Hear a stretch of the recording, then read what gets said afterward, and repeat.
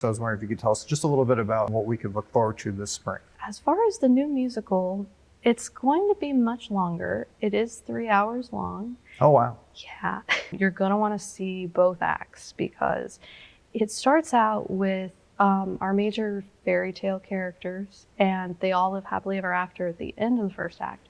But by the second act, everything goes a little upended, and things don't end up ending the way that they do in the original stories that they're from. So we're talking about Little Red Riding Hood, Rapunzel's story, Cinderella, Jack and the Beanstalk. And we see that Jack gets his golden eggs and he gets to sell them. He gets to keep his cow. And we see Cinderella gets married off to the prince. And Little Red Riding Hood ends up saving Granny and everything's okay.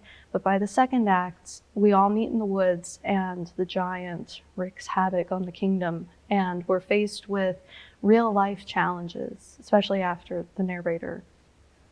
Well, I won't give that away. So once we don't have that happily ever after push with the plot, it ends up going really south. And the characters have to figure out in real life circumstances, what do we do to recover? How do we keep moving on? Where will we go from here? So it's a very fascinating musical. It can be a bit dark in Act 2, so I will say for small children, it may not be one you want to stick around for, but Sure. at least for the first half, it's very, very nice.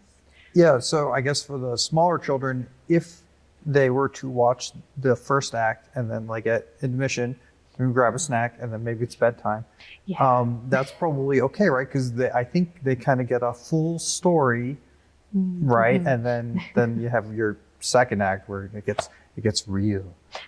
Right, it does. Right. About how many kids do you have on stage for a show like this? Oh gosh, anywhere from 18 to 26, but we currently have 23, and some are doing multiple roles. Oh, wow. Yeah, so it's a pretty big show. Like multiple speaking roles? Oh, wow.